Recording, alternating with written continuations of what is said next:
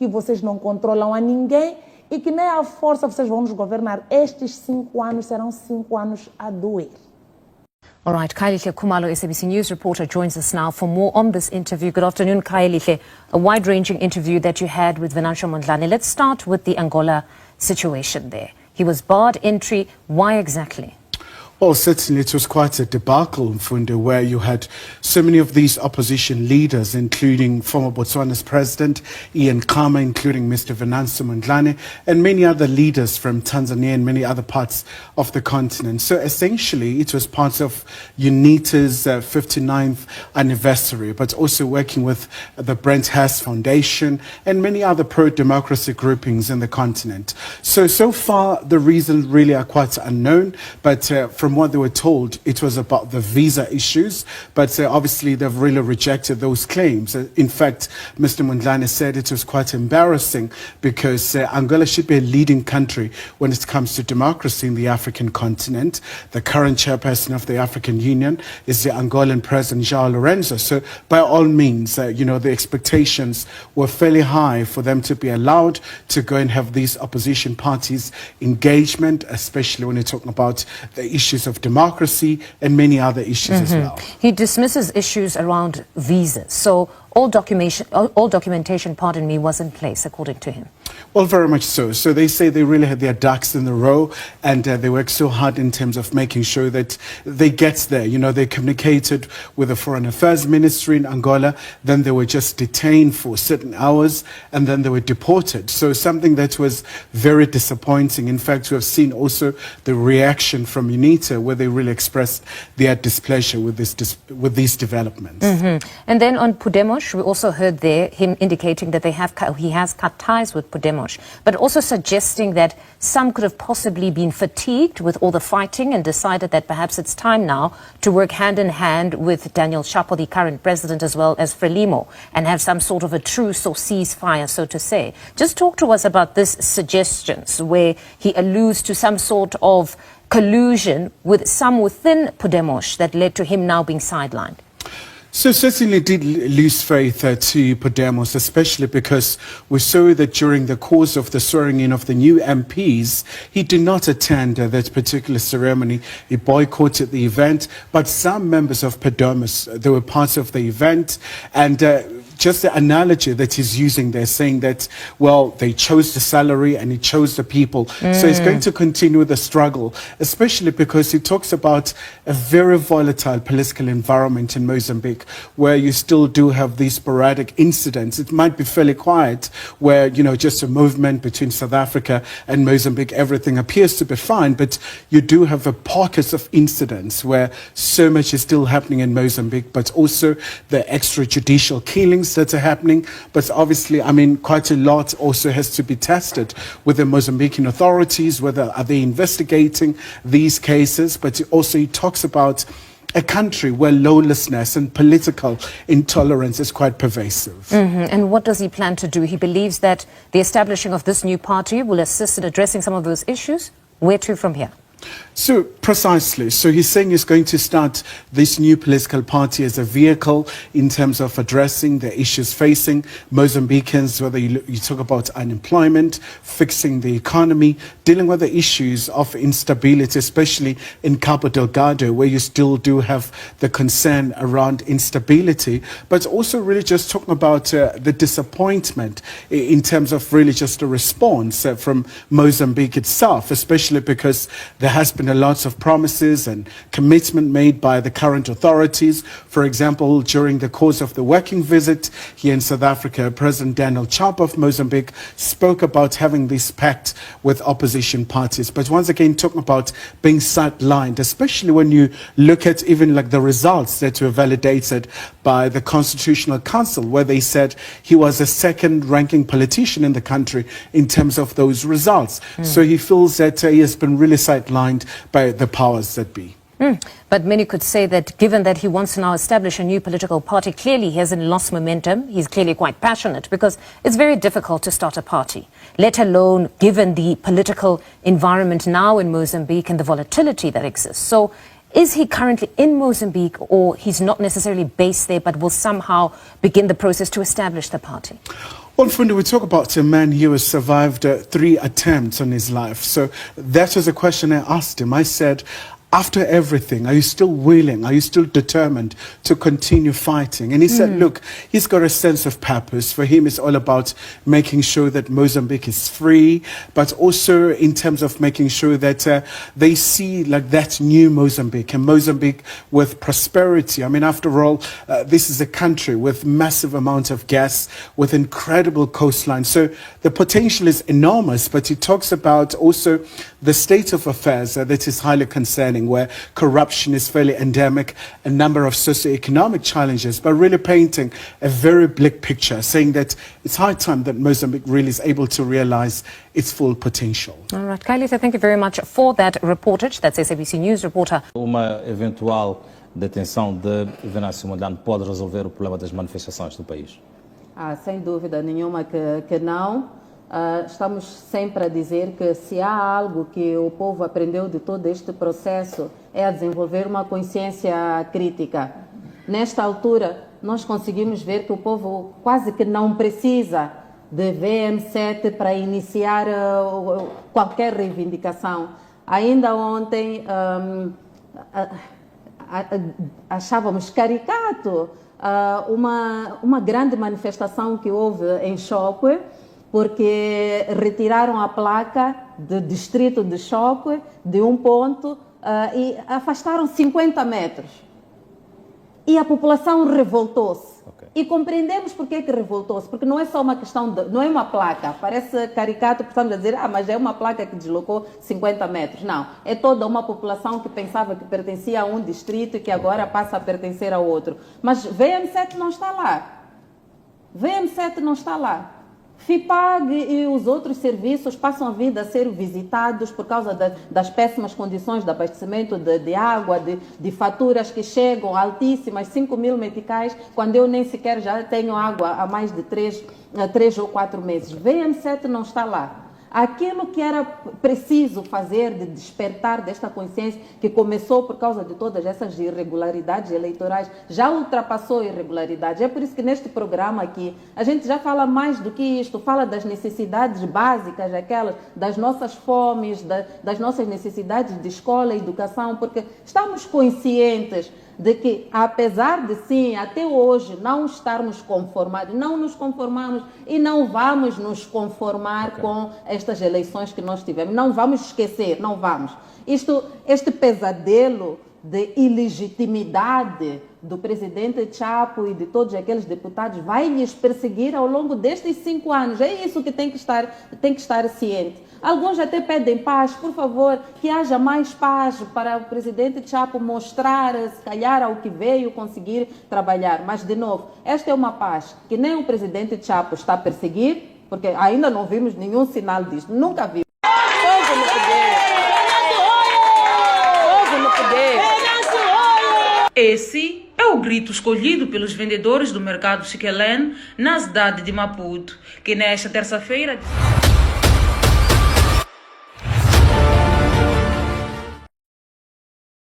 faz produzir opiniões todos os dias. O título não está a mentir. Eu, nesta live de hoje, vou conversar com o presidente Venâncio Mondlane, o eleito pelo povo moçambicano, a pessoa que fomos pintar os nossos dedos para votar nela. E a grande questão aqui é o que realmente aconteceu ali entre ele e o presidente da República, o Daniel Chapo. Existem muitas questões que me são feitas, outras eu não consigo responder, outras eu tento responder, e hoje nada mais justo que eu colocar as perguntas para a pessoa indicada. Estou aqui com o presidente Venâncio Mondlane e gostava de pedir a todos para que partilhem esta live, partilhar mesmo, fazer com que esta live chegue ao maior número possível de pessoas. Eu digo para vocês que eu faço de tudo para vos trazer factos, verdades, e contra fatos nunca tem havido argumentos. Deixa só. Senhor presidente Venâncio Mondlane, espero que não seja, vamos lá, um holograma isto e que seja mesmo a imagem do senhor. Boa tarde, seja bem-vindo a esta transmissão nossa aqui. Tá, boa tarde. Arsénio Amós, o mais conhecido por Beleza em Pessoa. É um prazer enorme estar aqui contigo nesta conversa. Talvez muita gente não saiba, a gente já se conhece acho que há quase uns 15 anos, não é? Há bom tempo. E apesar de às vezes, de um lado, estarmos em trincheiras diferentes, que isso também é bom, não é? Isso é bom, portanto, também nunca fomos amigos de bajulação. Às vezes lanças umas farpas para mim, às vezes eu também me lanço umas para ti, mas eu acho que isso aqui é importante, portanto, mostra que a gente tenta ser o mais imparcial possível na nossa relação e procuramos sempre tocar em fatos, tocar na verdade, e isso é importante. Portanto, é um prazer enorme estar aqui contigo e aceitei com todo o prazer, passo a repetição, este convite para a gente fazer esta live de um assunto muito sensível, um assunto demasiado importante para o nosso país. E estou aqui para responder as perguntas. Portanto, a ideia aqui é eu responder de forma aberta, sincera, às perguntas mais sérias, mais provocantes, as perguntas mais, digamos, que num outro ambiente podíamos dizer que são perguntas suspeitas ou ousadas. Essas perguntas ousadas, cruas, diretas, frias, têm que ser feitas e eu vou responder a todas elas. Ok, estás presidente dos moçambicanos por 5 anos. Isso vai expirar quando estes 5 anos acabarem. E tens legitimidade, no nosso ponto de vista, para te posicionares como te posicionas. Existe um crédito construído por detrás da imagem do Senhor. E no meio disto tudo, no domingo, teria se reunido com o presidente da República, Daniel Chapo. Isso a revelia do povo moçambicano. O povo moçambicano, este que durante muito tempo disseste que o representas, que não vais tomar decisões sem que o povo saiba e que todas as decisões que tomas são decisões que são pré-acordadas com o teu povo. Mas nós estamos a ver uma parcela deste povo a dizer não, nós não fomos comunicados, não fomos informados de absolutamente nada e nós estamos completamente zangados com Venâncio Mondlane. O que é que o senhor foi ali fazer naquela data exatamente? Por que que não informou ao seu povo, ao seu patrão, ao seu boss, que ia se sentar com o inimigo? Porque são compreendidos como inimigos. Chapo é da esquerda, o senhor é da direita, ou da direita ou da esquerda, e vocês vão em contramão. Por que que foram naquela data se encontrar e, acima de tudo, à noite? Ok, perfeito. Antes de mais nada, eu queria pedir aos internautas, aos seguidores, para de fato mandar essa ajuda que o Beleza em Pessoa está a pedir aí no seu M-Pesa, porque estou a ver que ele está com problemas muito sérios da net. Então, com essa ajuda, provavelmente ele consiga ter uma net de melhor qualidade. Muito obrigado. Vejo que está sempre a desaparecer ali. Mas ok, respondendo à tua questão, que é uma questão de muita gente, e eu agradeço a oportunidade porque, de fato, fico um pouco preocupado quando realmente vejo muitas pessoas a fazerem pergunta e não ter resposta. E vou aproveitar aqui também, como é um momento didático também, um momento para aprendermos um bocadinho como é que as coisas andam na política e na diplomacia. O que acontece é o seguinte, ponto número 1, por que eu não avisei? Vou tentar responder em fases. Ponto número 1, por que eu não avisei ao povo que eu ia para este encontro? Eu não avisei ao povo que eu ia para este encontro por uma razão muito simples. Todos acordos, todas negociações que se sigam depois do momento de tensão, do momento de conflito, que era este, em qualquer parte do mundo, em Moçambique, nos Estados Unidos, na Europa, na Ásia, na Groenlândia, na Austrália, todos os primeiros encontros são encontros secretos. Isso não tem nada a ver com Venâncio, isso não tem nada a ver com Moçambique, isso não tem nada a ver com Chapo. Em todas as partes do mundo são assim. Deixa-me dar-te algum exemplo, só para você perceber. Há pouco tempo toda a gente viu o Zelensky, que esteve nos Estados Unidos, na sala oval, que até teve aquela situação um pouco embaraçosa que toda a gente acompanhou.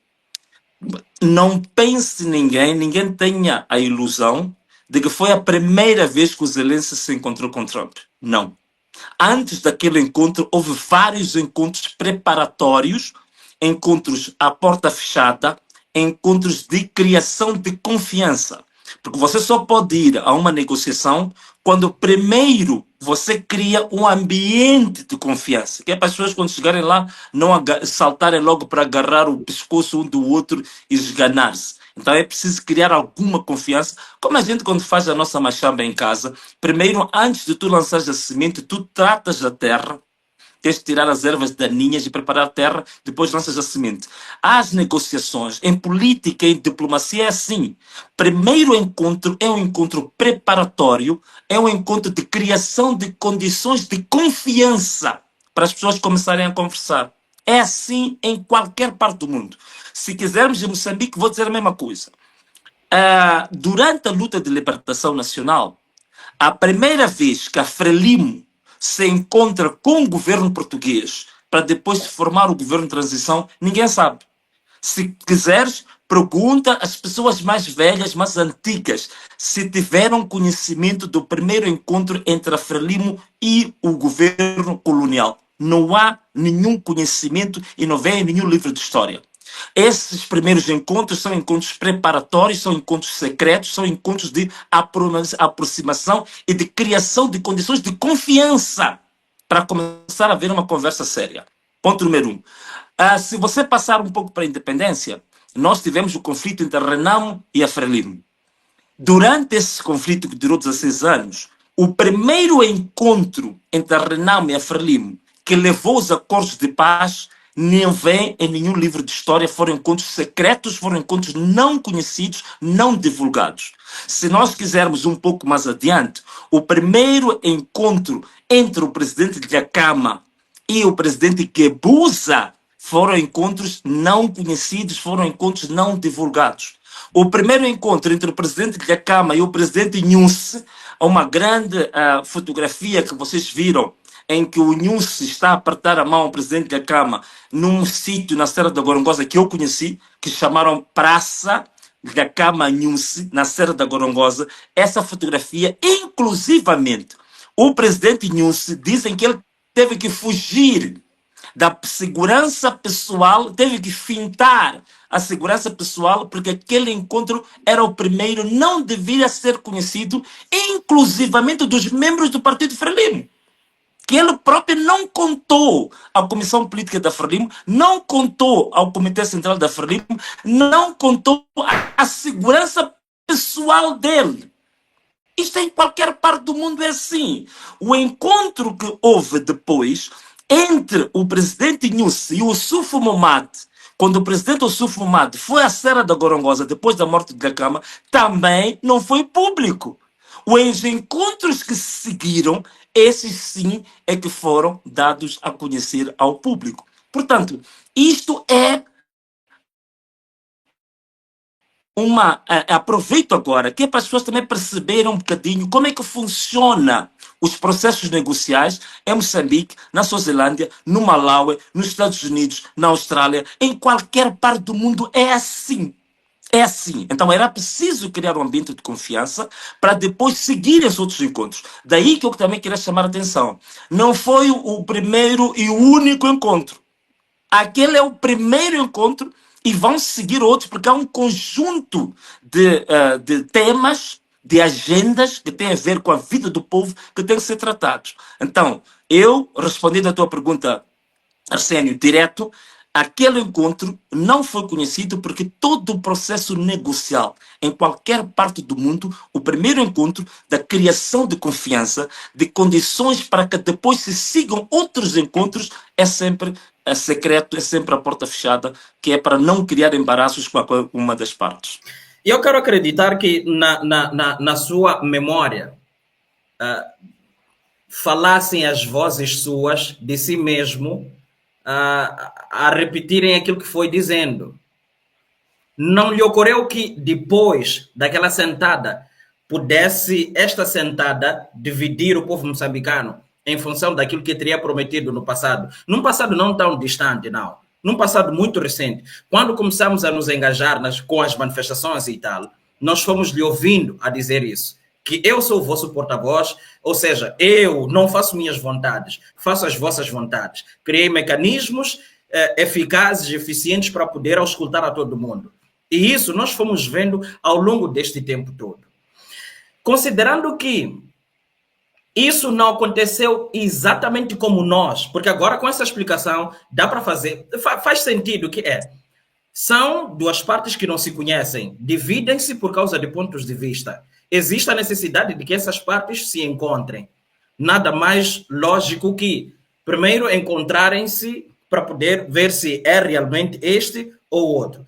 Mas existe a situação de estares com uma carga muito grande, a responsabilidade de nos informar, dizeres para nós o que é que vai acontecer e tal. Não lhe ocorreu naquele momento que depois pudesse passar por esta situação toda, porque agora o povo não estava, agora percebo que provavelmente alguém já esteja a entender, depois vou deixar ficar aqui alguns comentários dos manos aqui. Então, não lhe ocorreu que depois fosse pesar alguma coisa por cima de si? Naquela de, nós confiamos em ti, foste para lá, fizeste teus negócios e depois, agora nós é que temos que sofrer. Porque eu venho com uma pergunta. Sim. Não, olha, é assim, beleza. Todo tipo de decisão em matéria de Estado, você tem que saber que não vai ter consenso nas pessoas na qual essa decisão é direcionada. Isso é natural. Quer dizer, também seria estranho, não seria típico deste mundo, você tomar uma decisão que toda a gente esteja de acordo. Eu sabia que haviam de haver pessoas que estariam de acordo, haviam pessoas que não estariam de acordo. O que eu tinha que fazer, a minha responsabilidade, era analisar os riscos de tomar a decisão para o lado A ou tomar a decisão para o lado B. Qual das duas posições pode ter maior risco para o povo ou não? Isto é que é importante quando a gente tem que tomar uma decisão. É como quando você está em casa com a sua família. Você sabe que há decisões que podem prejudicar o Joãozinho, que é o mais novo, mas que vão beneficiar a Manuela, a Olga e a mamã. E você tem que optar. O Joãozinho não vai gostar, mas a Olga e a Manuela e a mamã vão gostar. E você, como pai de família, tem que tomar uma decisão consciente de que há uma parte da minha família que não vai estar de acordo. Mas você tem que saber se a tua decisão vai beneficiar o global da família ou não. Isto é que é importante na tomada das decisões. Todas as decisões de Estado, todas as decisões com impacto nacional, sempre vão ter duas facetas da mesma moeda. Um lado bom e um lado mau. Um lado agradável, um lado desagradável. Um lado que concorda e um lado que discorda. Mas o importante é você saber se a médio e longo prazo, se a decisão que você vai tomar vai beneficiar a maioria do povo ou então vai satisfazer a um pequeno grupinho. Então, daí que eu, sabendo que estou a ir para o encontro, que não estou a comunicar em público, não estou a comunicar aos meus seguidores, mas eu sabia que queria preservar a ocorrência desse acordo, desse encontro. Porque esse encontro, se nós tivéssemos dado a conhecer isto antes, este encontro corria vários, mas sérios riscos de não acontecer. E vou dizer aqui porquê. Uma das razões que este encontro podia não acontecer é que dentro do próprio Partido Frelimo, como sempre, há uma franja de pessoas poderosas que não querem diálogo em Moçambique.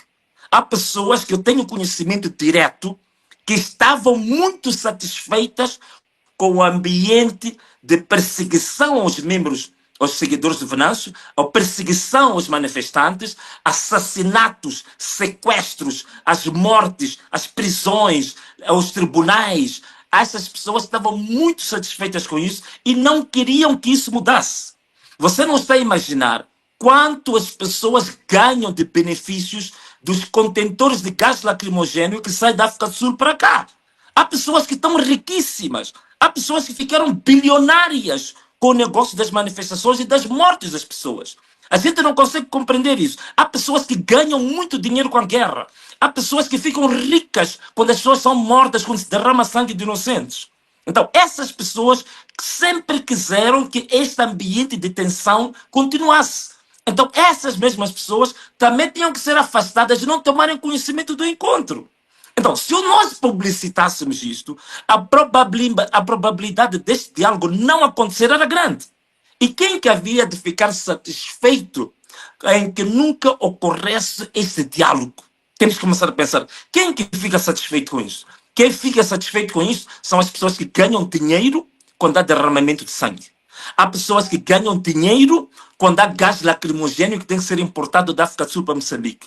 Há pessoas que ganham dinheiro quando tem que ser importados blindados para a África do Sul, para Moçambique. Há pessoas que ganham dinheiro quando tem que ser importadas armas para matar o próprio povo moçambicano. Daí, aproveito-vos dizer uma coisa aqui, uma coisa engraçada que me foi dita em primeira mão pelo presidente da Câmara. Eu, na Serra da Gorongosa, em 2017, ele disse, eu era deputado ainda na Assembleia da República. O presidente da Câmara disse-me o seguinte, Venâncio, você não se admira ver pessoas ali no Parlamento que me insultam, chamam-me todo tipo de nomes. Se tu quiseres, eu posso te dar a lista de oficiais do Exército que estão no Parlamento moçambicano que me fornecem armas a mim próprio. Eu fiquei parvo, disse, mas é verdade isso? Eu disse, sim.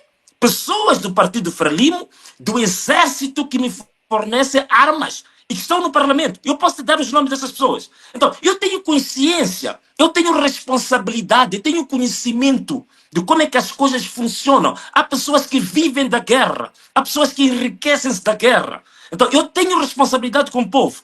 Nós estávamos a ter em Moçambique, que vocês não estão a imaginar, sobretudo a partir de novembro para cá, todos os dias eu recebia chamadas de famílias que diziam que o meu filho foi sequestrado. O meu filho foi morto. O meu filho desapareceu. O meu filho foi detido. Todos os dias eu recebia essas chamadas. Eu recebi chamadas de Tete, numa zona que chama-se Macanga, o distrito de Macanga, numa localidade que chama-se Gandale. Eu recebi chamadas de famílias que dizem que foram sequestrados os nossos filhos, foram mortos nas matas, abriram uma cova em Furancungo, num cemitério em Furancungo, fizeram uma vala comum de 8 pessoas que foram assassinadas.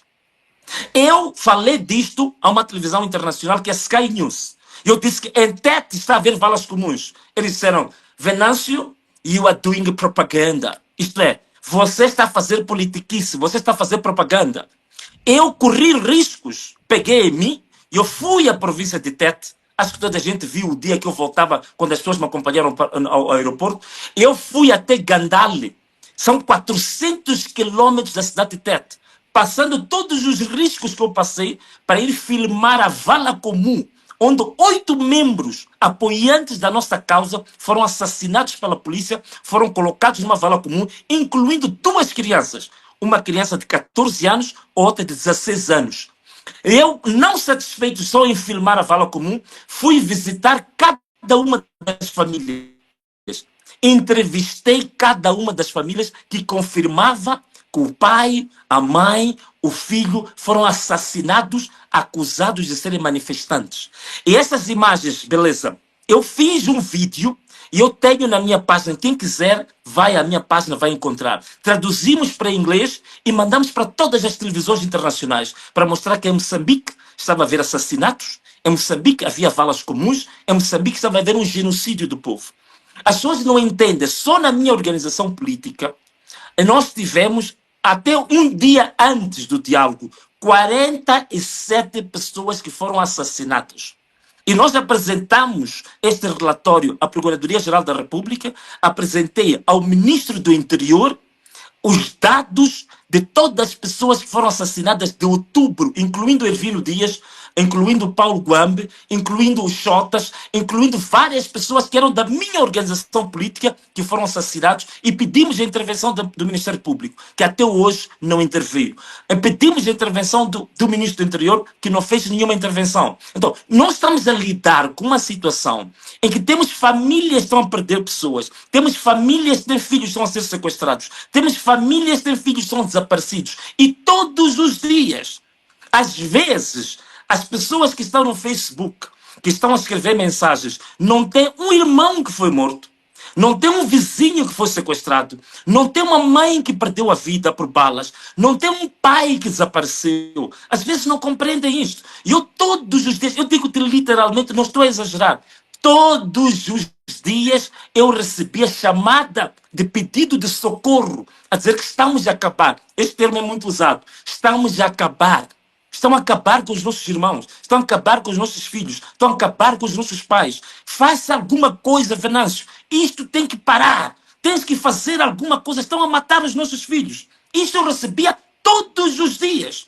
E eu vi uma oportunidade que surgiu de ir ter com a pessoa que neste momento tem um controle das forças de defesa e segurança e dizer a essa pessoa que, olha, eu venho aqui sentar-me à sua frente porque eu peço encarecidamente que parem com a matança das pessoas. Foi o primeiro ponto que eu coloquei na mesa quando eu cheguei àquele encontro no Joaquim Chissano. Eu disse que eu peço que se pare com as matanças das pessoas que estão a acontecer.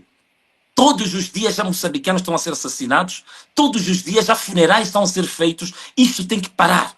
E eu peço aqui que se cancele de uma vez por todas. A Cernic entra na casa das pessoas de dia, sequestra jovens. Temos muitos exemplos, até uns 2 jovens que saíram nus, foram filmados de uma mesma família, foram tirados nus da sua própria casa, levados para a mata, foram assassinados esses jovens. Então tinha que se fazer alguma coisa para esta gente. Então eu assumi a responsabilidade de saber que há de haver pessoas que não vão gostar, há de haver pessoas que vão falar mal, mas eu tinha que fazer alguma coisa para as matanças parar. E digo-te uma coisa, beleza? Desde o domingo até hoje, tirando aquele caso do Xai-Xai, mas aquele é um caso diferente, porque foram automobilistas que foram fazer a greve, de domingo até hoje, eu não recebi uma única chamada de uma família que tinha dito que o meu filho foi morto, que o meu filho desapareceu, que o meu filho foi sequestrado, que é uma coisa dolorosa. Tu não estás a imaginar. Tu estás a receber famílias a chorar ao telefone, a dizer que estou a ir enterrar o meu filho, que era o único que cuidava da nossa família, que foi morto porque diziam que ele era o líder das manifestações no distrito da Massinga. Portanto, você não imagina a dor, o peso que você ter o seu irmão, beleza, ser assassinado, desaparecer, sem direito a julgamento, sem direito a um juiz, a um tribunal, pura e simplesmente porque desconfiaram que ele era líder das manifestações. Isso tinha que parar. Então, o meu objetivo fundamental era era fazer tudo ao meu dispor para que o povo parasse de ser assassinado. E isso, eu acredito que todo o povo moçambicano está de acordo com isso. Não acredito que haja uma única pessoa do povo moçambicano que bata palmas quando sabe que o irmão do vizinho foi assassinado. Não acredito que haja um ser humano normal que goste de ver isso. Então, isso tinha que fazer. E eu isso dou a mão a qualquer um. E posso voltar a dar a mão de novo para evitar com que haja matanças, que haja assassinato de pessoas. Algumas delas nem estavam envolvidas nas manifestações. Apenas se desconfiava. O chefe do quarteirão não gostava do Beleza. Dizia que não, o Beleza é que anda a fazer manifestações. Iam pegar o Beleza e assassinavam o Beleza. É o que estava a acontecer no país. Então eu tinha que fazer alguma coisa por isso. Irmãos, eu peço a todos encarecidamente que partilhem o link desta live para o maior número possível de pessoas. Esta informação precisa chegar para todos, que não fiquemos com esta informação para nós. Temos que fazer de tudo para que esta live chegue ao maior número possível de pessoas.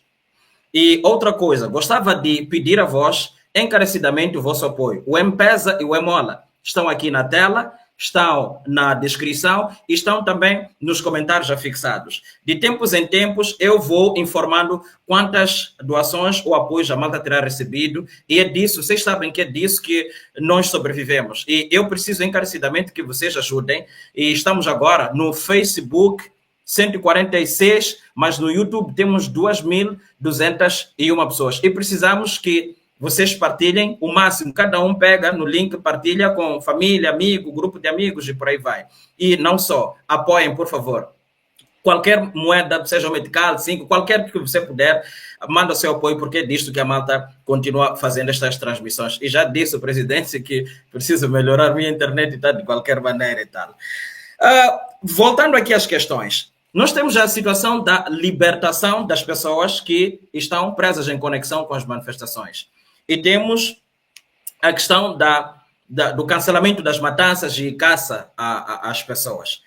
Estas coisas aqui, o que está a dizer é que, de forma imediata, parou-se com a caça a pessoas, mas não disse nada sobre a libertação dos detidos em conexão com as manifestações.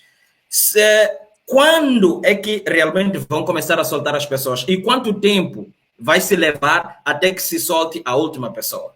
Se esta... Perfeito, olha... Sim, muito sim. bem, beleza. Estás a fazer uma pergunta muito interessante. E eu vou aproveitar aqui e dizer para as pessoas que não sabiam o que é que eu coloquei como prioridade número 1. E aquilo que foi aceito pelo Daniel Francisco Chapo sem colocar nenhum entrave. Primeiro, acabar com as matanças em Moçambique. Ele concordou a 100%. Ele concordou. Estou a dizer aquilo que eu disse e ele concordou. 2. Eu disse que havia pessoas feridas, algumas delas que ainda têm balas no corpo, que nem têm dinheiro para extrair as balas, que era preciso o Estado assumir a responsabilidade para dar apoio, assistência médica a essas pessoas. Algumas nem dinheiro para comprar paracetamol têm, mas têm balas no corpo. Tem que ter assistência, tem que fazer penso todas as semanas. Pessoas que não têm capacidade financeira. O Estado tem que assumir essa responsabilidade para ajudar essas pessoas e ter tratamento gratuito. E eu ainda disse mais. Daniel Francisco Chapo até acrescentou um assunto aqui. Ele disse que para além desse tratamento médico, é preciso garantir o tratamento psicológico. 2. 3. Falei também das famílias que perderam os seus parentes. Há pessoas que eram o único garante do sustento de uma família, como o Fábio, por exemplo, em Luís Cabral, que ele que trazia comida para a mãe, para os filhos. E eu disse, como é que temos que ajudar essas famílias que têm pessoas que morreram e eram as únicas pessoas que sustentavam as famílias. Concordou a 100%. 4 pessoas que estão detidas. Mais de 4.000 pessoas detidas, algumas delas sem processo, muitas já excederam o período da prisão preventiva, nunca foram colocadas perante um juiz, nunca foram apresentados perante um procurador, e algumas pessoas em situação de tortura. Isto é que alguns moçambicanos não estão a perceber. Há jovens que estão nas cadeias, estão a ser torturados. Eu recebo mensagens de choro de famílias. Jovens estão em condições desumanas nas cadeias.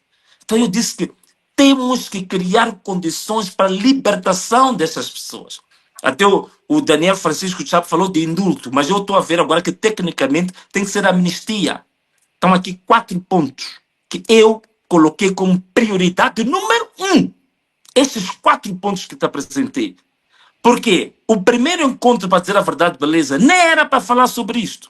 O primeiro encontro era um encontro de confiança, que era para nos encontrarmos, dizer que, ok, nos conhecemos, estamos disponíveis ou não. Atenção, uma das coisas que não se conta no primeiro encontro por causa disso, é que no primeiro encontro podemos chegar à conclusão de que não queremos falar, que cada um volta para o seu canto. Então, e também não seria nada bom você anunciar e depois dizer que eles se encontraram e decidiram não se entender. Quer dizer, não faz sentido. Então, no primeiro encontro era apenas para cada um de nós dizer assim, tudo bem, nos conhecemos, nos reconhecemos como moçambicanos, estamos disponíveis a abrir ao diálogo. E irem para casa. O primeiro encontro era para fazer isso. Mas eu aproveitei a ocasião. Eu disse, não, eu não quero só criar confiança. Eu tenho assuntos urgentíssimos que têm que ser resolvidos de imediato. E apresentei estes 4 assuntos. E o Daniel Francisco Chapo concordou com os 4 assuntos. E quando vieram as testemunhas, os mediadores, né? Ele disse isto da boca dele, deu garantias a todos eles que esses 4 assuntos nós tínhamos tido consenso e que ia começar de imediato a implementação destes assuntos. Em relação aos detidos, isto até veio da própria boca do Daniel Francisco Chapo, disse o seguinte, estamos de acordo, o que temos que fazer é um levantamento de quantas pessoas de fato estão detidas. A gente tem falado de 4.000, não sei o quê, mas não sabemos o número exato. O levantamento das pessoas que estão detidas levantamento das pessoas que foram mortas, levantamento das pessoas que foram feridas.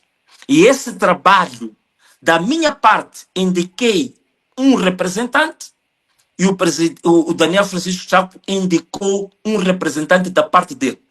Que estas pessoas vão preparar uma agenda detalhada, tanto dos próximos encontros, como uma agenda detalhada sobre como os outros pontos, os feridos, os mortos e aqueles que estão detidos vão ser tratados. E esse documento já vai sair. E aí vamos ter a oportunidade de informar com detalhes como é que isto vai acontecer. Isto é que foi falado, beleza, em pessoa. Claro que eu tenho visto mensagens de alguns jovens que dizem assim, mas... Opa, tivemos um pequeno problema aqui, mas eu acredito que ele volte. É uma questão de internet. Muito obrigado, irmãos, por estarem a partilhar a live. Por favor, continuem partilhando.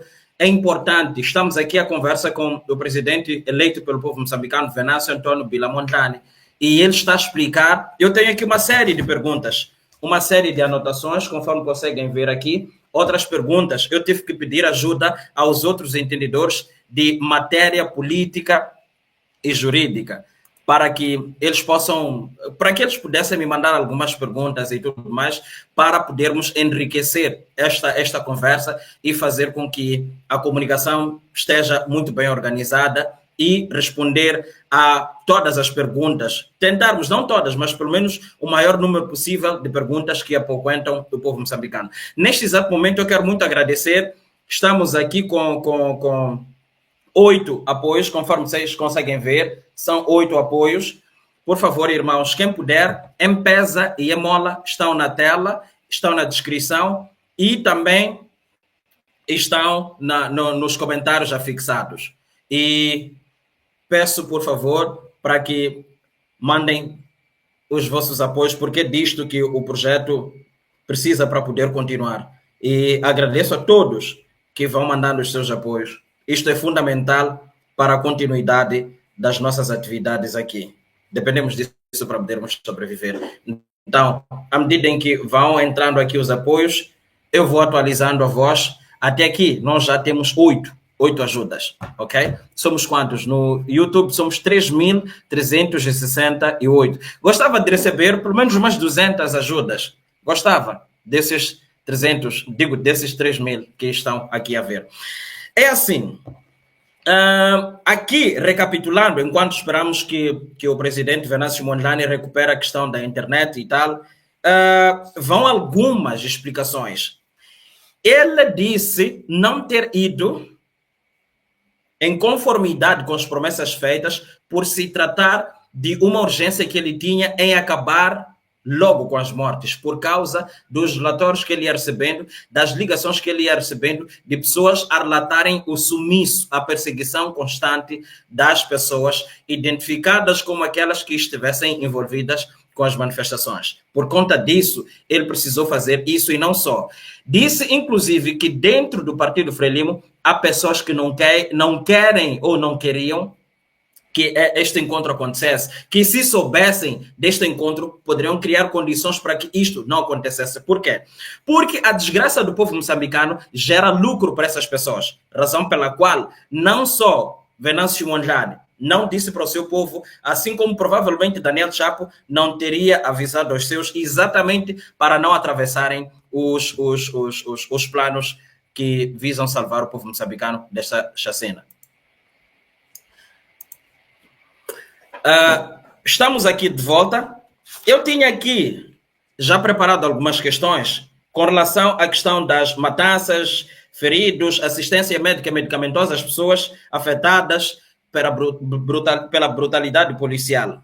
Existe aqui uma coisa. A Frelimo é conhecida em fechar acordos para ter vantagem e depois não cumprir nada com o passar do tempo. Nunca existe um prazo para que as coisas sejam de facto executadas.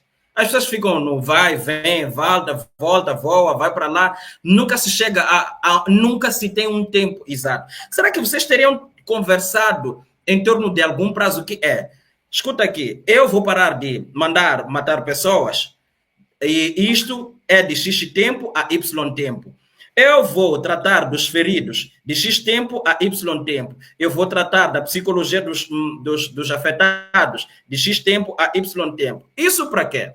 Para evitar a questão de, epa, que tal? Se tu sabes que a pessoa vai te chegar às 10 da segunda-feira, não precisas ficar ligando para saber o que acontece. Mas, se a pessoa passar das 10 da segunda, quando forem 12, já tens legitimidade para poderes fazer as ligações e procurar saber o que está a acontecer para que a pessoa não chegue naquele tempo. Agora, eu quero saber se vocês ficaram do vosso lado com algum termômetro para saberem, para vos permitir saber quando é que está a acontecer, durante quanto tempo, isso para que vocês não possam ser chatos para o governo do dia. Ou negociaram e depois terminaram na fé, que é, eu acredito em ti. Olha, consegues ouvir? Sim, consigo. Olha, beleza, é assim. Conforme eu disse, o primeiro encontro era um encontro apenas para criar confiança. Em rigor, nem era para trazer nenhuma agenda naquele dia. Okay. A agenda que foi tratada é porque eu, Venâncio Mondlane, aproveitei o momento e pedi para apresentar pontos que eu achava que eram urgentes, que não dava para deixar para outra altura. Significa que, destes pontos que eu apresentei, os 4, o primeiro, que era para acabar matanças, e vamos dizer uma coisa, essas matanças, uma das coisas que nós abordamos com sinceridade, nós dissemos que tem que acabar matanças de ambos lados. É preciso também ser sincero. É verdade que há mais civis a morrer, não restam dúvidas. Nós temos mais ou menos 600 civis que morreram, polícias que morreram, acho que não chegam nem sequer a 20. Não restam dúvidas que quem está a morrer em grande parte são os civis, não são os polícias. Mas ok, quando a gente vai para uma negociação, temos que ver todos os lados. Não podemos só pensar na população. Há alguns polícias também que morreram. Então também temos que pensar nisso. Então temos que ter uma abordagem de equilíbrio. Então dissemos, tanto a matança de ataques aos polícias, como ataque à população tem que parar. Esta parte é a única que eu posso dizer, posso te falar de prazo. Foi acordado que no dia seguinte, foi domingo, no dia seguinte, segunda-feira, Daniel Francisco Chapo ia garantir na parte do Estado que não houvesse nenhum tipo de perseguição e de matança à população. Venâncio Mondlane ficou com a responsabilidade nos seus seguidores, perante as suas lives e na população, garantir, transmitir a ideia à população que temos que parar de violência de ambos lados. Isso ficou garantido. No primeiro dia houve este acordo. Dia seguinte, segunda-feira, ele devia fazer isso junto ao Estado, eu devia fazer isso junto ao povo. E eu cumpri o meu papel. No dia seguinte, eu fiz a live, eu falei com a população e eu disse à população aquilo que me competia a mim como responsabilidade, para depois eu notar ou acompanharmos se o povo está sendo assassinado ou não. Essa parte já estamos a acompanhar. Nessa parte de matanças, de perseguições, de sequestros, já iniciou, logo na segunda-feira após aquilo. Agora, os feridos, os mortos e os detidos, ficou um acordo para se fazer um levantamento. Então, o trabalho que a equipa técnica vai fazer é que vai determinar, tecnicamente, qual é o prazo para cada uma dessas fases. Como eu disse, aquele era o primeiro encontro. Há de haver outros encontros. Para quê? Para depois se acertar detalhes de cada um. E atenção uma coisa, não é só essa parte da violência, da parte da segurança. Tem outras partes sociais também que vão ser discutidas, que eu vou levar para lá. Partes sociais e partes econômicas. Por exemplo, tem a ver com a questão, a grande problemática do desemprego. A grande problemática do desemprego. A questão da parte econômica, da parte social da população. Isto é extremamente importante. É uma das agendas que quero levar para os próximos encontros. Mas neste primeiro encontro, preservar a vida, eu acho que é a coisa mais importante deste planeta. O maior valor humano, a coisa mais preciosa é a vida. Então a primeira coisa é fazer o que é? Preservar a vida. Acabar com a matança. Então, nas próximas etapas, vamos entrar nas questões económicas, vamos entrar nas questões sociais, vamos entrar na questão do emprego, vamos entrar na questão que eu sempre defendi, que é o financiamento, os budgets, os orçamentos para financiar pequenos e médios negócios de mulheres e de jovens. Esta parte vamos discutir logo a seguir. A problemática da habitação para os jovens também vamos discutir na próxima etapa. Nesta primeira etapa, convinha preservar a vida das pessoas, parar com as matanças. E digo mais, uma das coisas que eu defendo e vou defender, não é só defender a própria população, nós também queremos defender a própria polícia, porque muitos dos polícias são vítimas. Atenção, a maior parte da polícia que anda a fazer aquelas matanças, que mata os irmãos, eles próprios são vítimas. Eles próprios levam uma vida miserável. Muitos desses polícias aqui, ele chega a casa quando o filho está doente, ele nem tem sequer capacidade de levar o filho para o hospital e pagar uma receita médica para o filho, mas acaba de matar o irmão dele. Então, na minha opinião, estas assistências médicas gratuitas, por exemplo, que nós estamos a dizer para a população, a polícia também tem que beneficiar. A própria polícia também não tem capacidade nenhuma de ir ao hospital e ter um tratamento médico. Então, é preciso também pacotes de ajuda a esses polícias. Alguns polícias morreram. É preciso garantir pensão para a família desses polícias que morreram. É preciso garantir também tratamento psicológico para as crianças que viram seus pais a serem mortos. Então, não é só para a população, isto é para todos nós moçambicanos que, no fundo, somos vítimas disto. A intervenção rápida. Aqueles senhores da UIR, a maior parte deles, beleza, se você um dia pedir para eles se mascarar e entrevistar, muitos deles têm lágrimas no seu próprio coração, são vítimas, são miseráveis. O tipo de vida que eles levam é uma miséria total. Há um vídeo que mostra aqui um lugar onde a polícia de intervenção rápida dormia antes de avançar para uma operação de matança do povo. É uma tristeza. Mostram eles a dormir em papelões. Mostraram a Nelson Garcia que não tinham comida, tinham que matar cobras para comer cobras. Estão sabendo o que é isso? São vítimas também, são moçambicanos, são vítimas. Então, é preciso um pacote que envolva compensação, tanto para a população, para os jovens que foram perseguidos, assim como para esses senhores da UIR, que são miseráveis estes. Estão a passar uma vida que é uma desgraça. Ninguém tem orgulho de fazer aquilo. É por isso que eles põem capuz na cara. É por isso que tapam as caras, porque eles próprios têm vergonha do tipo de vida que fazem. Eles próprios, quando chegam no bairro, se escondem, porque sabem que é vergonhoso o que andaram a fazer. Porque ele próprio vai para a casa do vizinho quando não tem açúcar e pede açúcar para tomar chá e para sair dali, depois ir matar o próprio vizinho na rua. Então, nós precisamos, esses são os passos que vêm a seguir e que eu vou continuar a defender. Então, eu não vou deixar de forma nenhuma. Eu vejo muitos comentários contra mim que estão por aí, né? Eu até gostaria de que fizesse a pergunta se eu fui comprado ou não, que eu não faria. Eu tenho mais questões. No dia 23, vocês se encontraram à noite. A grande suspeita é pelo fato disso ter acontecido no domingo e à noite. Não ter sido a primeira pessoa a publicar a fotografia. É como se aquele encontro tivesse que ter continuado secreto e que as pessoas não soubessem, mas que Daniel Chapo tenha se precipitado em postar. Por isso, horas mais tarde, vimos na tua página a mesma imagem.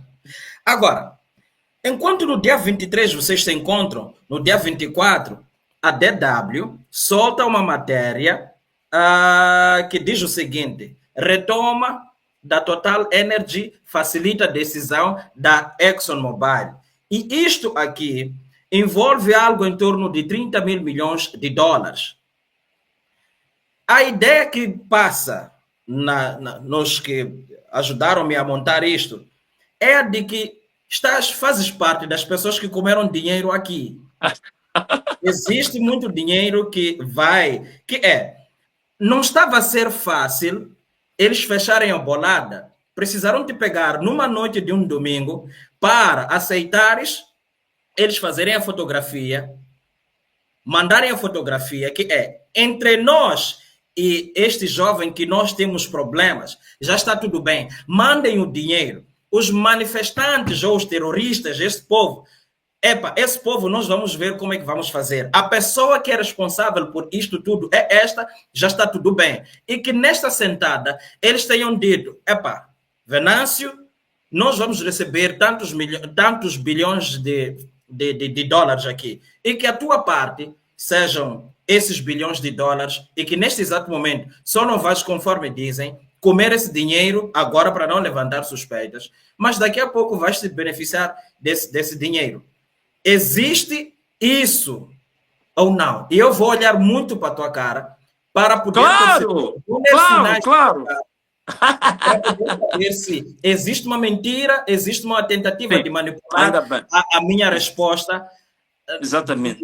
nessa coisa. E, irmãos, eu gostava que vocês continuassem mandando os apoios. M-Pesa e Emola estão na tela, na descrição e nos comentários. Até aqui já recebemos 23 ajudas. 23 ajudas. Continuem lá ajudando. Gostava de receber umas 200 ajudas. Até aqui já estamos com 23. Somando com aquelas 8, Sim. já são umas 30 e alguma coisinha. Então, aí está a minha questão. Irmãos, façam isso. Estou à espera. Olha, ponto número 1.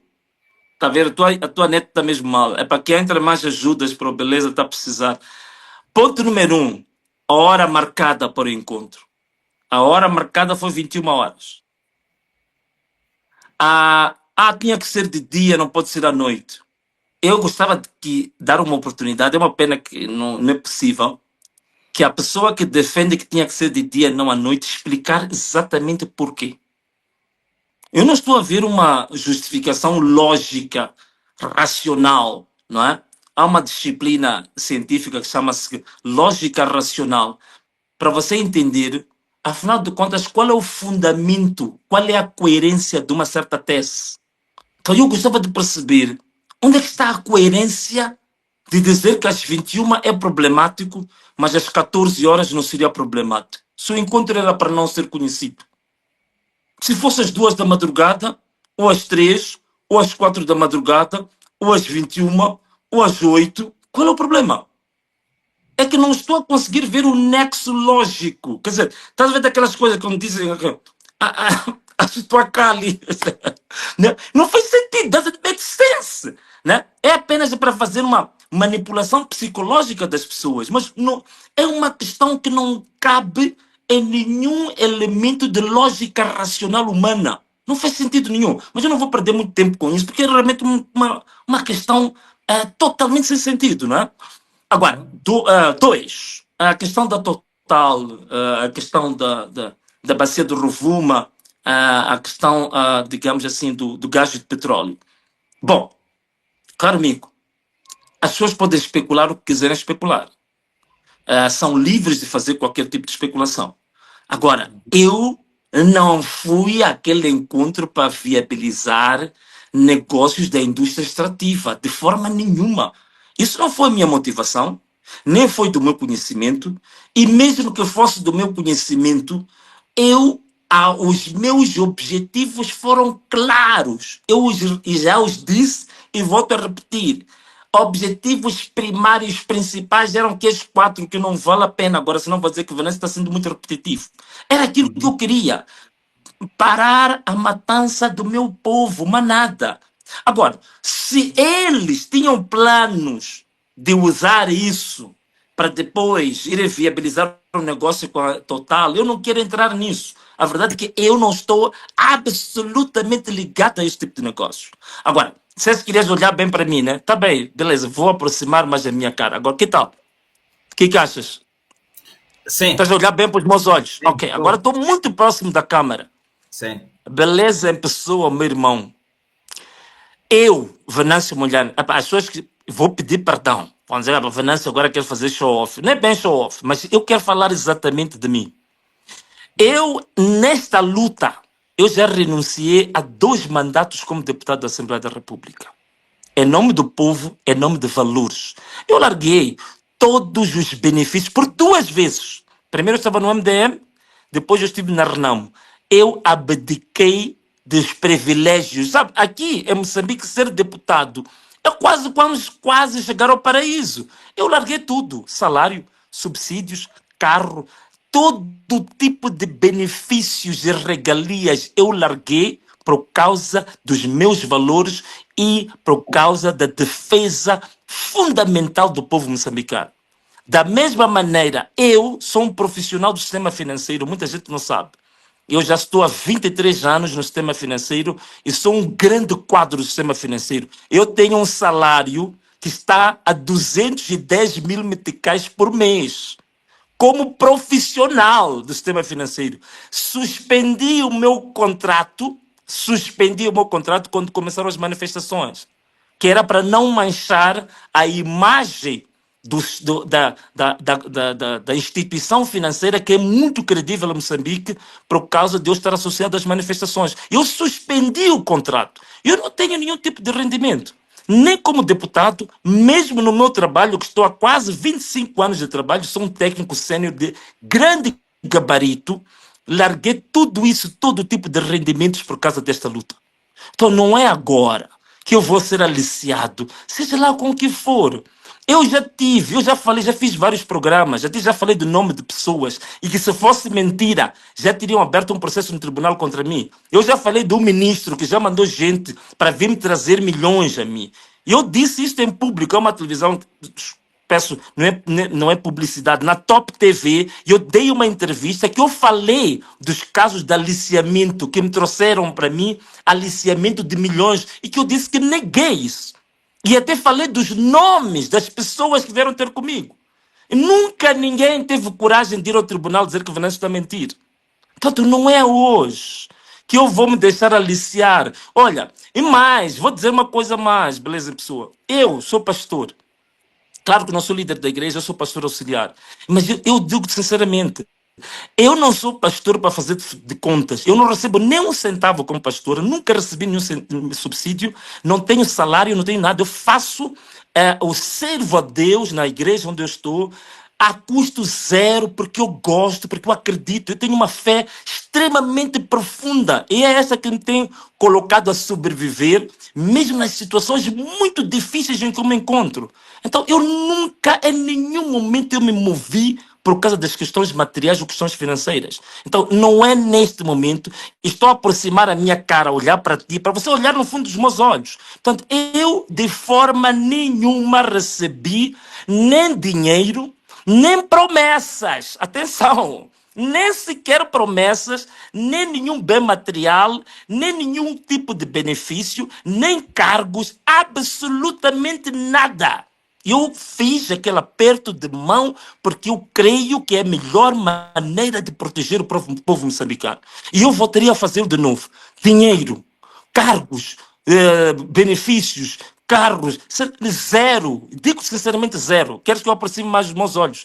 Posso. Olha bem para o fundo de mim. Zero meticais, zero, zero. Nem promessas, nem dinheiro, nem regalias. E nem as quero. Nem as quero. Agora, que eu preciso, beleza, eu preciso desse dinheiro. É por isso que às vezes eu peço contribuições ao povo. Prefiro receber 10 meticais que o povo tira para mim. Esse dinheiro, sim, esse eu vou usar com muito gosto, com muito prazer, porque vem do coração das pessoas para ajudar a minha situação. Esse dinheiro que virá para eu abandonar uma causa, para depois ser comprado, ser aliciado, zero, neva, X. X, como eu costumava fazer na campanha. X, é bom. E eles sabem. E vou dizer uma coisa. Se há pessoas que têm certeza absoluta que o Venâncio não pode ser corrompido, é o próprio Partido Frelimo. Por quê? Porque é o único partido que já tentou fazer isso várias vezes e chegou à conclusão de que não é possível. Então, se alguém tem dúvida, vá ao Partido Frelimo perguntar.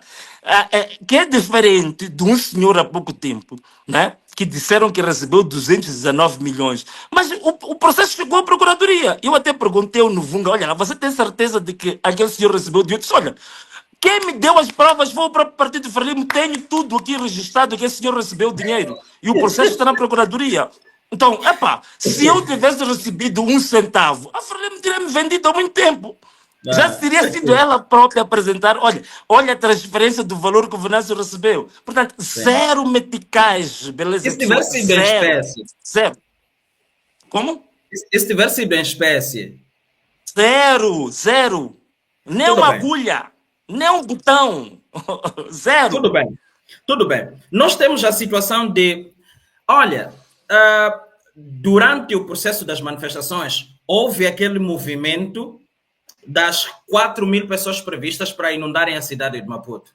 E isso cumpriu-se. Taxativamente, como se esperava, aconteceu. E o que ficou na cabeça das pessoas é: nós vamos invadir a Ponta Vermelha, vamos tirar todo mundo. Na altura era Nhusi. Vamos tirar Nhusi de lá e vamos meter Venâncio lá. E essa coisa não aconteceu. Pelo menos não do jeito como havia sido prevista pela parte do povo, no seu todo. Depois começaram a surgir opiniões que de que adianta Venâncio deixar a Frelimo a gerir, ou deixar Moçambique nas mãos da Frelimo, sendo que a Frelimo está a esquartejar o país para os americanos, franceses, portugueses e por aí vai. Chineses também.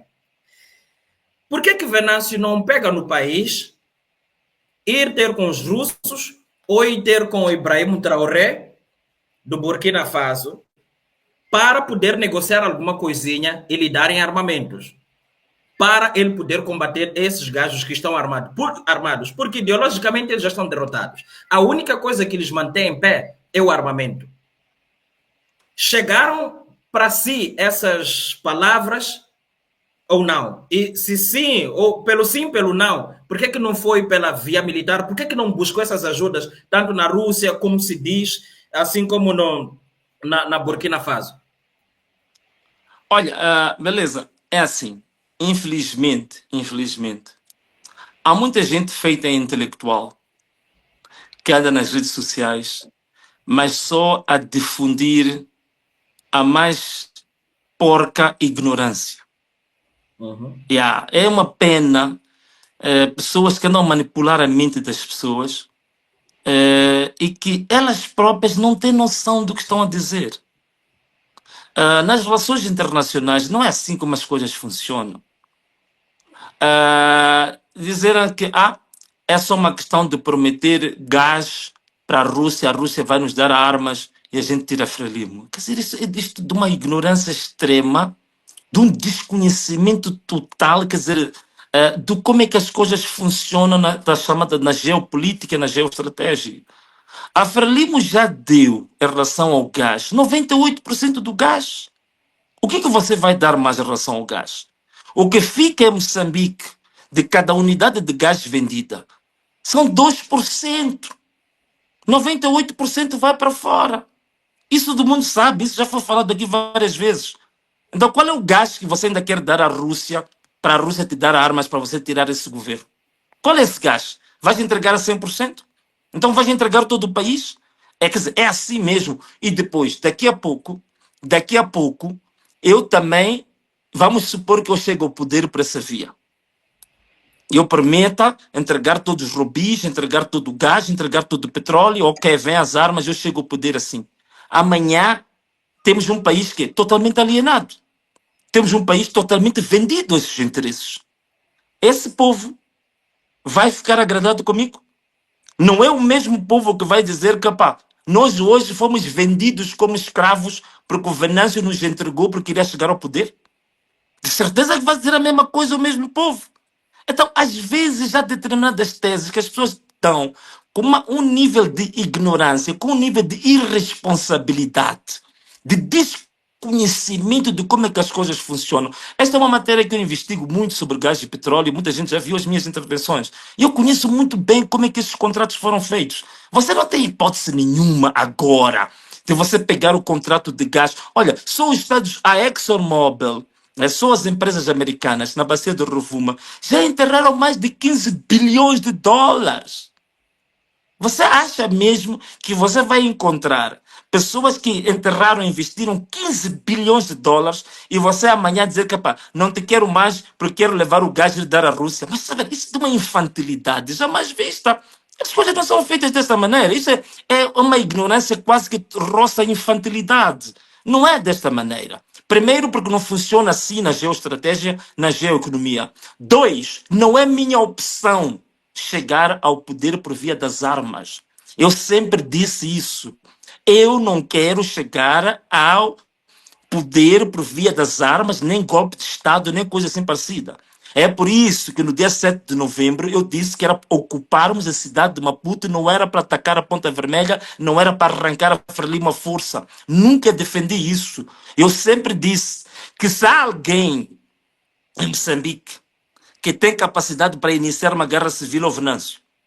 Mas como é que você ia ter um civil? Eu disse, olha, o único moçambicano político nesta era moderna, depois do Acordo Geral de Paz, que já reuniu numa videoconferência com 200 oficiais do Exército, fui eu.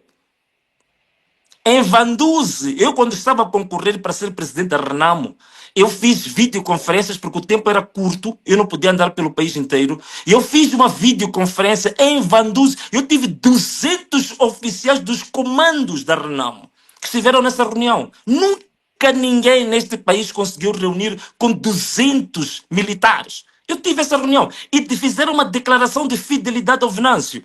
Quem quiser vai à minha página, vai ver isso. Eu fiz uma reunião com 200 oficiais, incluindo oficiais do tempo da Unimos. Estavam com crachás do tempo da Unimos. Pessoas que conhecem guerra. Pessoas altamente qualificadas na guerra. E que declararam fidelidade completa ao Venâncio Mondlane. Então, se eu quisesse, por via da guerra civil, eu tinha todas as possibilidades de levantar a guerra civil em Moçambique.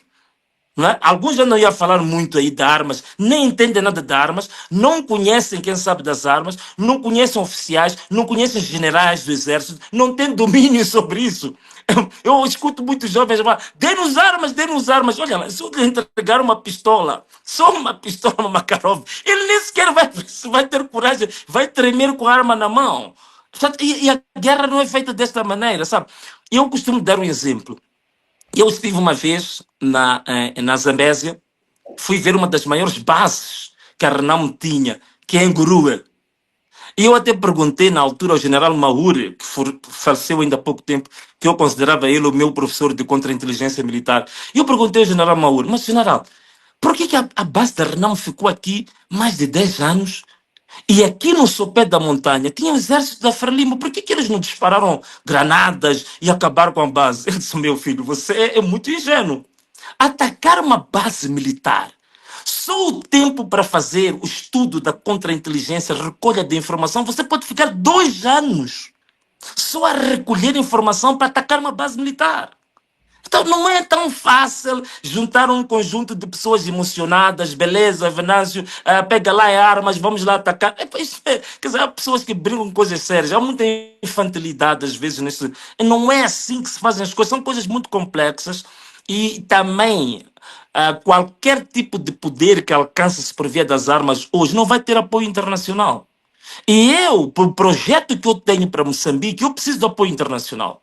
Então não quero só chegar ao poder pela via das armas, estar ali e depois não conseguir dar água ao povo, não conseguir dar emprego ao povo, não conseguir implementar os projetos que eu falei que são muito ambiciosos, que podem levar Moçambique em 10 anos a ser uma das maiores potências mundiais. Eu não vou conseguir fazer isso se eu chegar por via das armas. Não tenho hipótese. Porque para fazer isso eu tenho que ter um forte apoio internacional. Eu tenho que ter uma rede de contactos muito favoráveis, digamos, nos países neste momento que se constituem as economias mais fortes do mundo. Então você não vai fazer isso por via das armas, é muita ingenuidade. Não é? Você não vai conseguir dar água às pessoas, você não vai conseguir melhorar a vida das pessoas se chegar por via das armas. Então, você vai chegar por via das armas, não vai levar também o mandato, o próprio povo vai tirar de lá. Então, isso é que é preciso compreender isto. Ibrahim Traoré, mas é outro tipo de brincadeira. As pessoas não entendem, por exemplo, falam da Rússia. As pessoas não entendem que os serviços secretos da Rússia, que aparentemente são adversários dos Estados Unidos, trocam informações. As pessoas não entendem que a China, que parece inimiga dos Estados Unidos, os serviços secretos da China têm pacto de troca de informações com os Estados Unidos. Você vai bater a porta da Rússia, vai a Moscou, vai ao Kremlin, bater a porta para falar com Putin hoje. São os serviços secretos da Rússia que informam os Estados Unidos que você foi lá a dizer que quer substituir os Estados Unidos em Moçambique pela Rússia. As pessoas não imaginam isso. Como é que funcionam os serviços secretos a nível internacional? O que você vai bater a porta é o primeiro que vai dar informação ao inimigo dele, que você quer tirar do seu país, que você disse que quer lhe tirar. pessoas nem imaginam isso. Né? Portanto, são questões complexas e até eu gostaria imenso que a gente fizesse um dia uma live para explicar às pessoas como é que funciona a tal chamada geopolítica. Como é que funciona a chamada geoestratégia ou a geoeconomia? Há coisas muito importantes que é preciso explicar às pessoas como é que isso funciona.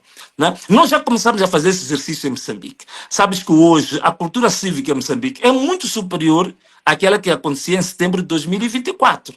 Hoje, você encontra uma senhora no mercado, já sabe o que é o Conselho Constitucional. Já encontra uma senhora no mercado que já sabe que há um presidente eleito pelo povo, é um presidente que foi colocado pelo Conselho Constitucional ou pela UIR. Esse debate, até as senhoras que vendem tomate já o fazem.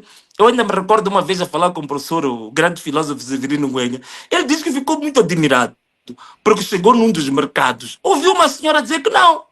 O meu presidente que eu elegi é o Venâncio. Não é um presidente do Conselho Constitucional, é o presidente do povo. Mas a senhora estava a vender tomate. Ele disse que não é possível eu ouvir isso de uma senhora que vende tomate, está falando nessa dimensão.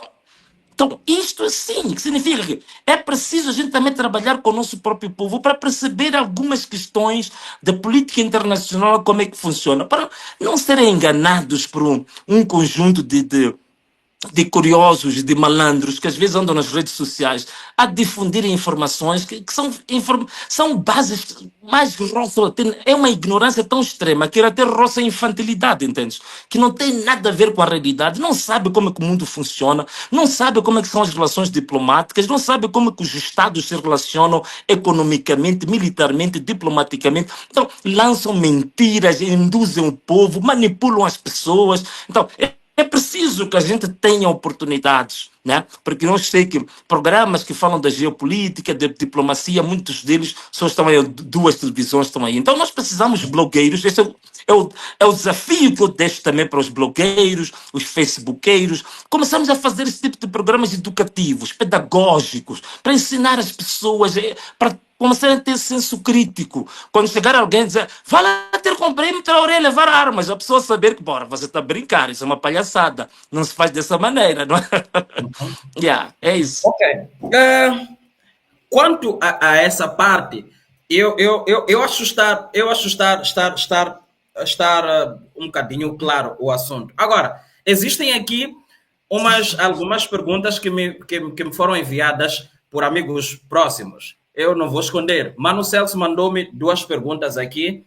Eu ainda tenho outras perguntas aqui, mas só para podermos completar isto, porque existem outras áreas que despertam a nossa curiosidade, que os outros órgãos de comunicação social, logicamente, que nunca vão explorar isso. E esta é a oportunidade única que nós temos para podermos explorar isso. Mano Celso disse, presidente, existe uma reflexão geral popular.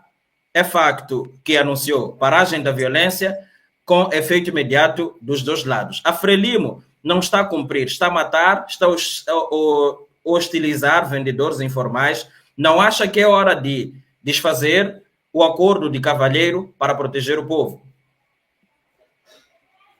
Olha, não sem dúvidas, essa é uma luta permanente. Porque aí estamos a falar das questões de âmbito municipal, não é? O que nós fomos tratar, estamos a falar de questões criminosas, de assassinatos de pessoas. É o que eu fui levantar.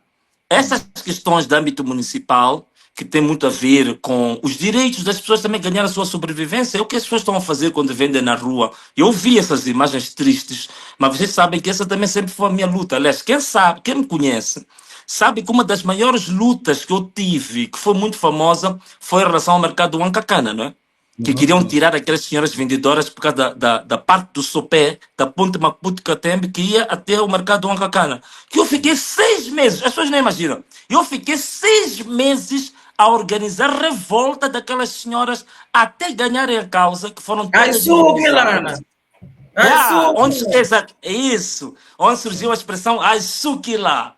Essa é uma expressão que eu usei como uma expressão de revolta e de resistência perante o poder municipal. E ganhamos a causa. No mercado Ancacana, nós ganhamos a causa. A população ganhou a causa. Então, isso é uma outra luta que eu faço e que eu, digamos, apoio bastante. Fiquei muito sensibilizado ver fogões a serem arrancados, a polícia agredir as senhoras. É uma tristeza completa, mas é uma luta que temos que fazer. É uma luta de nível municipal, não é propriamente aquilo que vem no acordo, mas é uma luta importante a fazer. Daí também que eu aproveito chamar a atenção à juventude. Há muitos jovens que dizem que querem mudanças, mas tem muitos trabalhos a serem feitos. Nem tudo o Venâncio vai conseguir fazer sozinho. Por exemplo, essas lutas do município, essa luta localizada, jovens, organizem-se também, protejam as pessoas, protejam as senhoras dos mercados, protejam as senhoras do setor informal. Não é necessário que o Venâncio diga que, epá, hoje vamos para o mercado mocoreano proteger os vendedores da polícia municipal. Não! Jovens que vivem em Mocoreano, jovens que vivem no Esquelene, jovens da Mavalane, jovens da Machaquene, protejam os vossos pais, os vossos irmãos. Há muitos jovens aí formados nas universidades, há muitos jovens das ONGs de direitos humanos. Juntem-se para defender o próprio povo. Portanto, nem todas as lutas vai ser possível o Venâncio poder comandar e dirigir. Pelo contrário, eu também não quero que tudo seja concentrado em mim, porque isso também é muito mau. É como se você estivesse a passar um atestado de incompetência a toda uma geração de jovens. Então, há muitas lutas que os jovens têm que fazer. E as jovens estão a fazer essas lutas. E eu aproveito até, sem querer, digamos assim, discriminar alguns. Por exemplo, você é Beleza em Pessoa. Você está a fazer uma luta muito interessante. Eu tenho visto os seus programas, programas educativos, formativos, falas da história de Moçambique. É uma forma de luta que estás a fazer. Esclarecer as pessoas, de onde é que vem a história. Uma vez vi-te falar como é que foram feitos os acordos entre a Renamo e a Frelimo, coisas interessantes que educam as pessoas, abrem a mente das pessoas. Tenho visto a Quitéria, por exemplo, a fazer um trabalho extraordinário. Wilker Dias faz um trabalho extraordinário. O Novunga também faz um trabalho extraordinário. Exaltino, por exemplo, que é um blogueiro, também faz um trabalho extraordinário. Quer dizer, não me leve a mala, muitos outros jovens também estão a fazer um muito bom trabalho. Mas é isso que a gente precisa ter. Temos que multiplicar o conjunto de jovens que saiam do Facebook de escrever mensagens e vão para o campo defender as pessoas, lutar pelos direitos humanos, ir às cadeias, ir às esquadras, defender os mais desfavorecidos, defender aqueles que não têm poder e que não têm formação perante essas autoridades. É importante que isso aconteça. Se nós tivéssemos 1/10 dos jovens que passam a vida a escrever no Facebook, a pegarem em si, se organizarem para defender os direitos dos cidadãos, defender os mais desfavorecidos, defender os injustiçados, eu te garanto, em 1 ano, Moçambique mudava radicalmente. Mas o problema está aí, é que a maior parte das pessoas estão atrás de uma tela. A maior parte das pessoas estão atrás de um visor. A maior parte das pessoas estão, digamos, numa zona de conforto e que querem que os outros se sacrifiquem. Eu me recordo uma das vezes, quando eu falei durante as manifestações, eu disse, olha, esta semana vamos cantar o hino nacional, vamos levantar cartazes. Alguém mandou uma mensagem, Venâncio, essas tuas manifestações estão fracas, pá. Cantar hino nacional, o que é isso, pá? A gente quer, isto a Frelimo precisa te apanhar, temos de dar pancada a Frelimo. Eu disse, mas, meu jovem, onde é que você está? Para você dizer isso. Não, eu estou na zona. Você alguma vez já fez uma manifestação? Não. O outro é um jovem, por acaso, esse jovem foi muito interessante. Quando nós estávamos ainda nas marchas das autarquias, uma das vezes o jovem disse assim, Venâncio, estamos cansados, pá. Toda hora a marchar, já estamos a ficar magrinhos, pá. Pá, agora já chega, pá, essa coisa de andar a marchar aqui. Agora é preciso destruir os tribunais, pá. Destruir o Conselho Constitucional, pá. Pôr fogo, pá, nas esquadras, destruir tudo, pá. Eu disse, ok.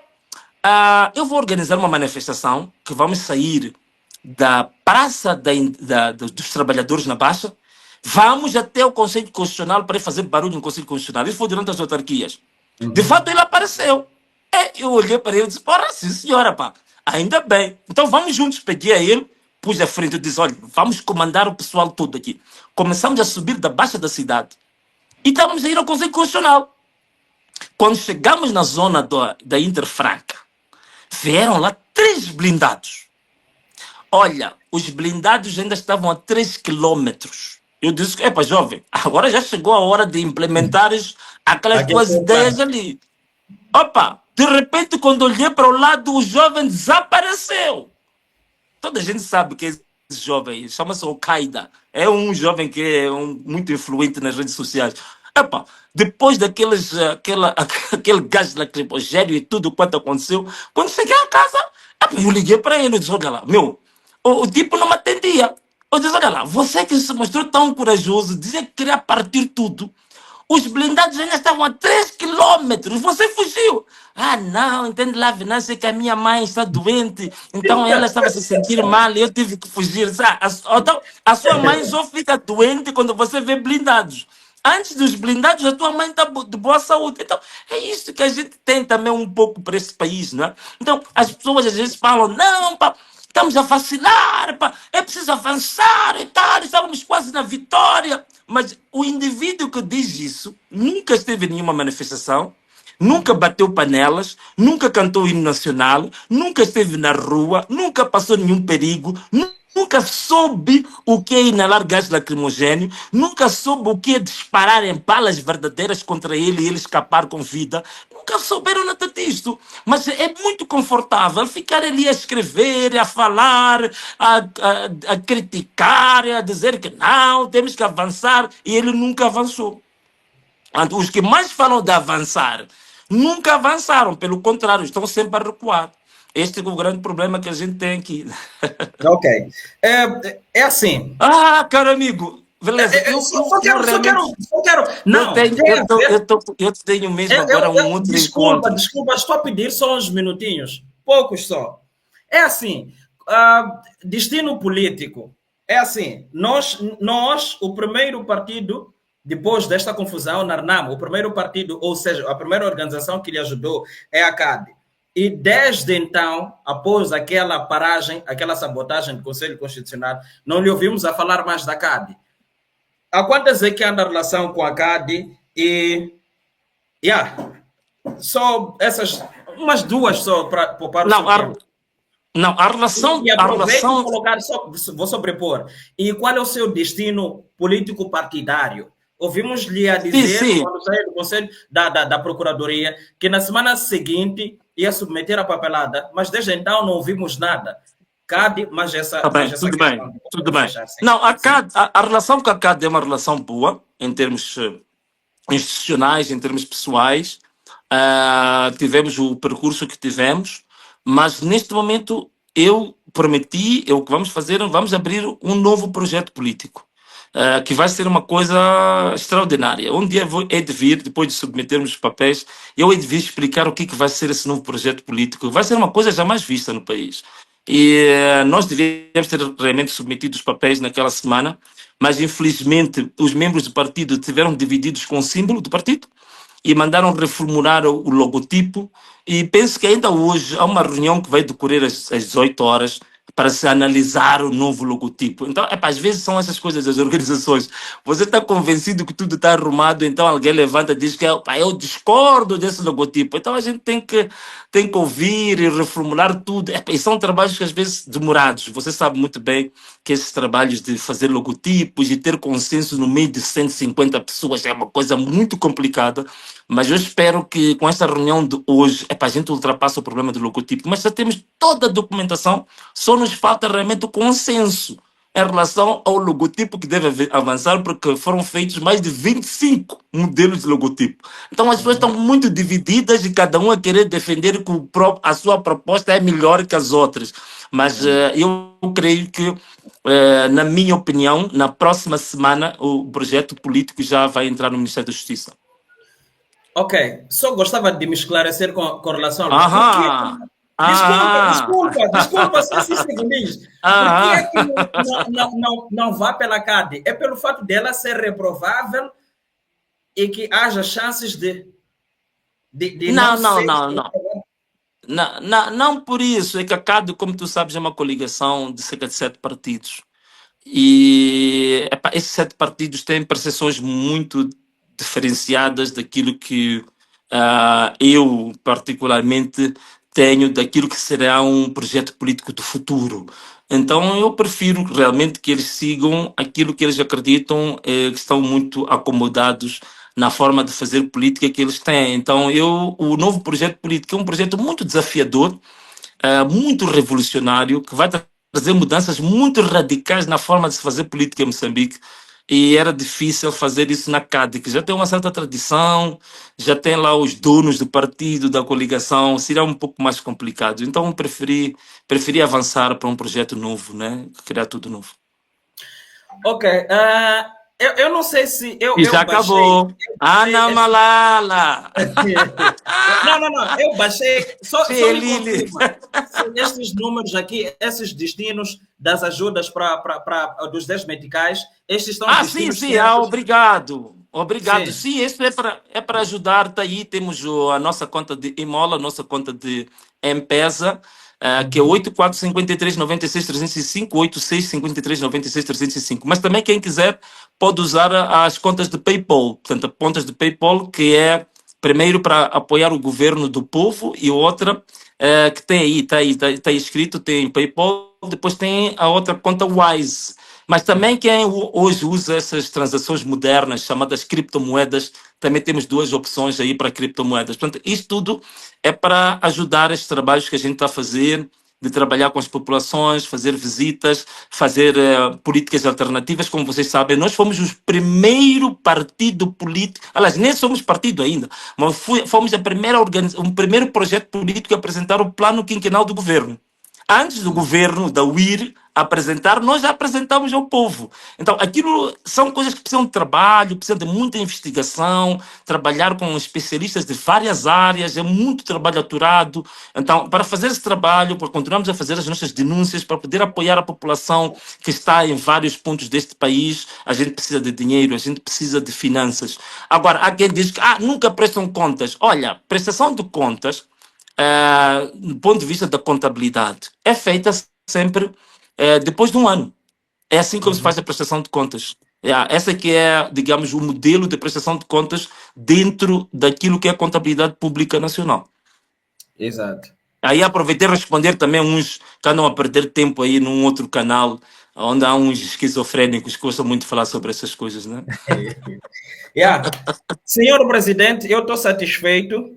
Desculpa por ter lhe tomado muito tempo. Lhe enganei, eu lhe disse 20 minutos. Eu só quero. Foi 1h23 minutos. 23 minutos, sim. Tive um bônus de 1h03 minutos. É isso.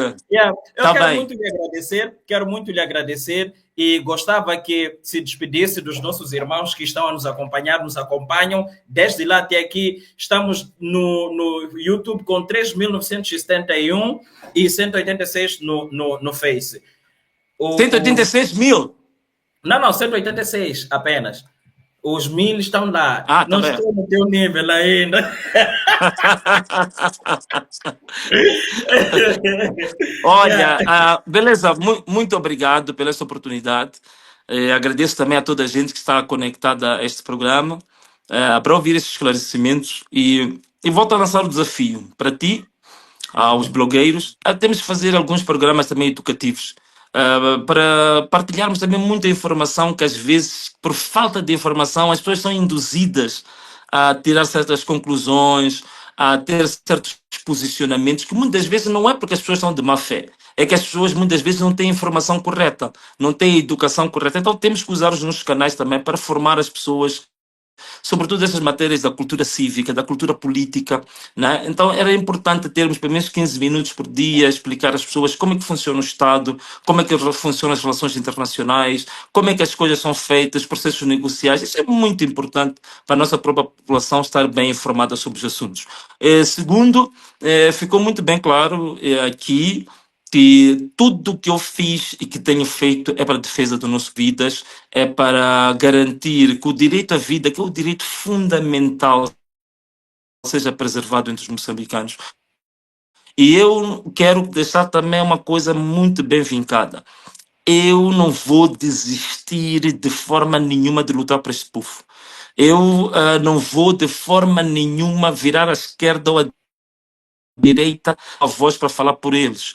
Aqueles que são injustiçados, que não têm oportunidade como nós de ter essas plataformas, de termos seguidores, de termos palcos. Essas pessoas que não têm esses privilégios precisam de nós que o povo deu esse privilégio para ser o porta-voz deles, para falar em nome deles, para defender a eles. Não defender interesses particulares e privados, mas defender os interesses mais nobres do povo. Uma coisa curiosa é que em Moçambique, infelizmente, praticamente já não existem organizações políticas cuja base da atuação é o povo.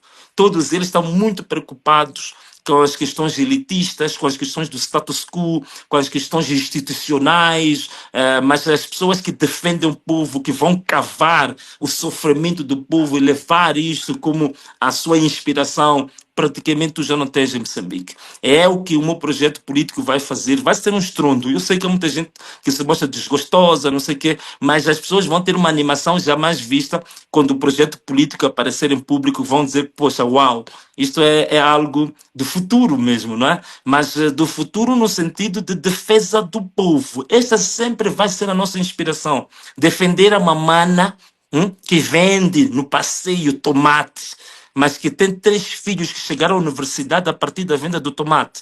Defender a mamana que está há 30 anos a vender calamidade, mas que tem professores doutores, tem ministros que se alimentaram a partir da calamidade, pessoas jovens que têm força, que têm energia, que têm ideias, mas que passam a vida como desempregados, a beber aí estanguana, selvagem, perdidos, frustrados, dar oportunidade a estes jovens de mostrar que eles, com a energia que têm, com a vontade que têm, podem desenvolver as suas famílias e desenvolver o país. Portanto, pegar essas massas excluídas da sociedade, que por razões do egoísmo dos políticos e dos dirigentes, essas pessoas passam a vida como miseráveis. Então, trazer essas pessoas a ideia de que temos um país rico e que este país pode distribuir esta riqueza e aumentar o nível de vida de todos os moçambicanos para não viver na miséria que estão a viver. Então, isto é que eu vou continuar a defender. Esta é a minha grande inspiração, é a minha luta, é o que eu vou continuar a fazer para frente, não é? E se me permitires, como sempre, alguém disse que a última vez que nos despediste, não fizeste tal e qual costumas fazer. Então, um forte abraço para todos, né? Um beijo Esse beijinho tchau! é meu. Quero direitos autorais nesse beijinho. Eu que digo um beijo, chupa. Eu é que quero direitos autorais. Estamos juntos, muito obrigado. Tudo bem? Beleza? Fica bem, hein? Tá bem.